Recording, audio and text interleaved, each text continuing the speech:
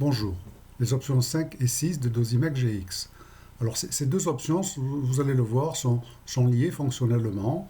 La première, l'option build-up, c'est donc calculer un build-up de Taylor et un facteur de transmission. Et la seconde, que l'on appelait X-écran, c'est la possibilité de calculer des épaisseurs d'écran pour un facteur d'atténuation de données.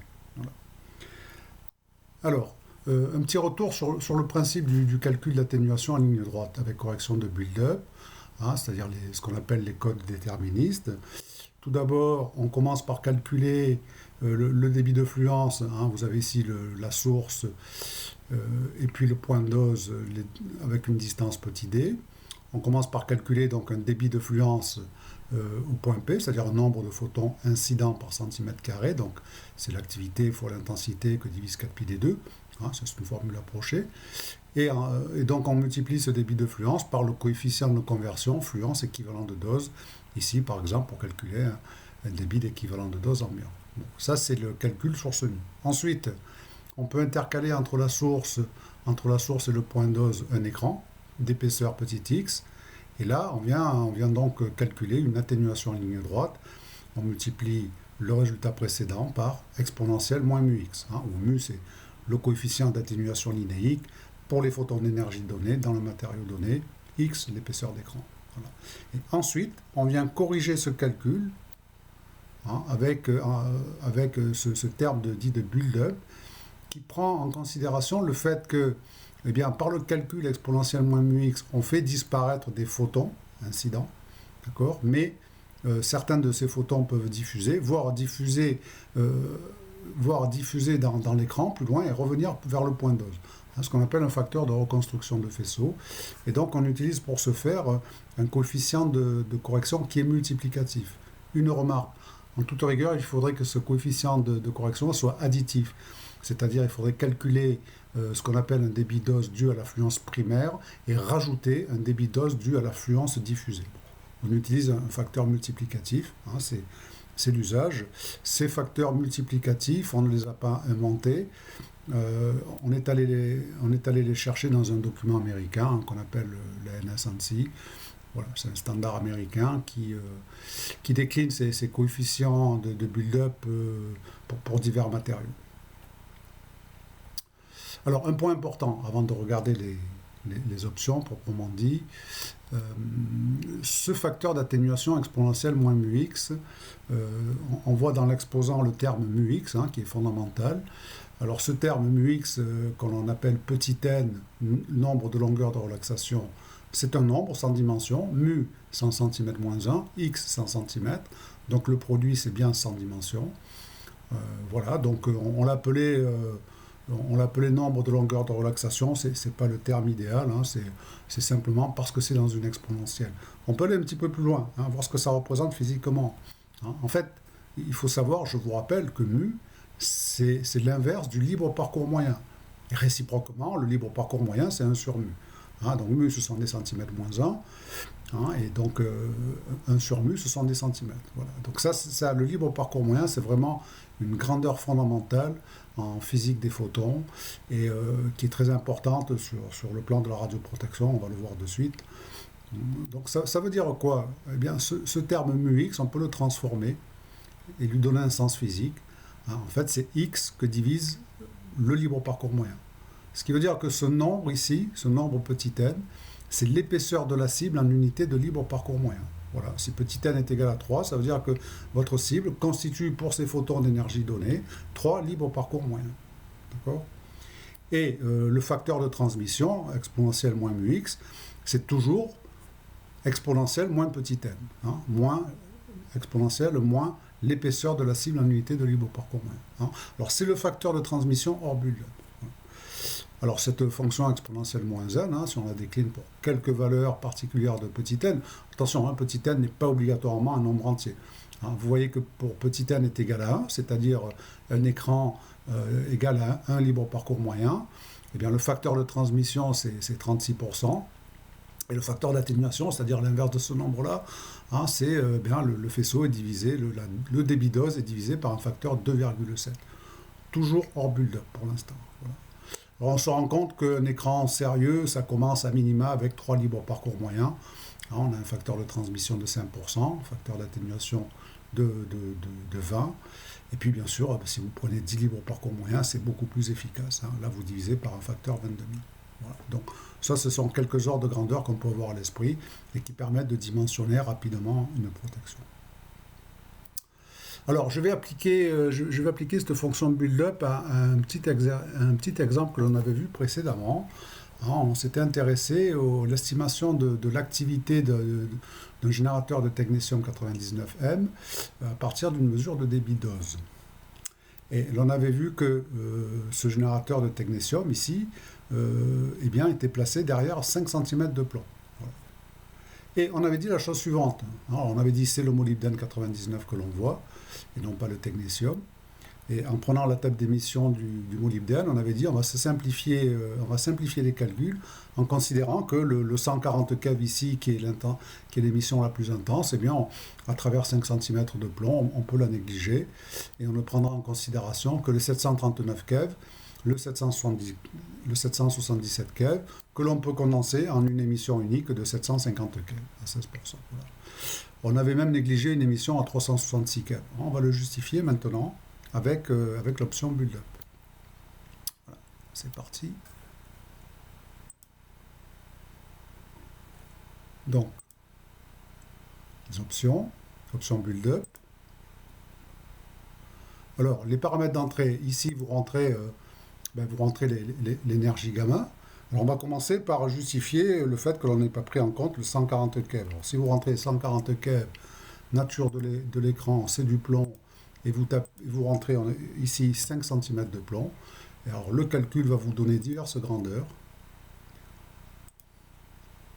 Là, le nombre de longueurs de relaxation, petit n, c'est 141. Donc ça veut dire que pour du 140 keV, 5 cm de plomb, ça représente 141 libres parcours moyen. Donc le facteur de transmission ici, c'est 4 10 moins 62. C'est-à-dire qu'il n'y a aucun photon qui sort. Alors le build-up est élevé, mais il ne rattrape pas grand-chose. Donc voici le facteur de transmission corrigé du build-up. C'est du même ordre de grandeur. Disons c'est infiniment faible. Et vous avez ici l'inverse, le facteur d'atténuation. Donc vous divisez par 2 10 puissance 58. Donc autant dire qu'il ne sort aucun photon de 140 keV à travers 5 cm de plomb. Par contre, si on prend les 750 keV, là on se rend compte que, toujours à travers 5 cm de plomb, là on se rend compte que l'on a 5 libres parcours moyen. Alors, c'est une bonne atténuation, d'accord? Le facteur de transmission, on le voit donc ici, 5 10-3. Le build-up, c'est un facteur 2. Et au total, on divise le débit d'équivalent de dose par un facteur 88. Voilà. On peut refaire la même chose pour le 366 keV. Le 366 keV, le calcul est rapide. On a encore 14 libres parcours moyens, ce qui est considérable. Donc le facteur d'atténuation, c'est 1 million. Donc on pouvait effectivement négliger, là encore, et aussi le 366 keV derrière les 5 cm de plomb. Donc voilà pour cette option build-up. Alors pour info, vous pouvez faire des calculs avec 2 écrans. Donc vous aurez une composition de build-up, etc. Bon, je passe là-dessus. Avec cette option build-up, je vais vous présenter autre chose. Ici, vous voyez derrière apparaître des graphes. Je vais pousser mes boîtes de dialogue. Voilà, je vais rappeler l'option build-up. Et par exemple, je vais prendre du cobalt 60, 1250 keV par exemple, avec de l'uranium. Et je vais prendre 1 millimètre. Alors on pourrait penser que dans l'uranium, dans ces matériaux lourds, le build-up reste très faible. Alors à 1250 keV, effectivement, je vais pousser ma boîte de dialogue. Vous avez ici, en rouge, on compare le build-up dans l'uranium, qui est là, au build-up dans l'eau. Vous avez ici les valeurs, pour des valeurs de μx de 0 jusqu'à 40. D'accord. Alors 40, c'est un facteur d'atténuation de 4 10 moins 18. eh bien, on se rend compte qu'on a effectivement dans l'eau un build-up, au maximum c'est 35, alors que ça reste égal à 7, 7,9 pour l'uranium. Hein. Par contre, ce n'est pas toujours le cas. Si on prend une énergie de 120 keV, vous allez voir, le résultat est assez surprenant. Eh bien, là, on a dans l'uranium, ici, pour 40 MUX, les valeurs maximales de build-up que l'on peut trouver dans les tables, c'est 2,9, 10 puissance 11. Hein, on le voit ici, passer 5 MUX, eh bien, le build-up dans l'uranium est beaucoup plus élevé que dans l'eau. Alors ça, c'est un effet qui est lié à la fluorescence X, un effet de cage, dirons-nous. D'accord? Voilà. Donc ça vous permet, cette application, de faire des calculs et d'avoir tout ce qui concerne l'atténuation des photons dans un matériau donné. Et ici, vous retrouvez des courbes qui vous permettent de comparer deux matériaux. Hein, en choisissant les deux matériaux, ici, vous pouvez comparer leur build-up pour une énergie donnée, toujours. Ici, sur le deuxième graphe, vous avez ici le facteur de transmission hors build-up. Donc en échelle log-log, c'est une droite. Hein. Et là, vous avez le facteur corrigé. Donc là, on voit la correction pour l'eau. Et ici, la correction avec l'uranium qui est beaucoup plus importante. Voilà pour cette première option.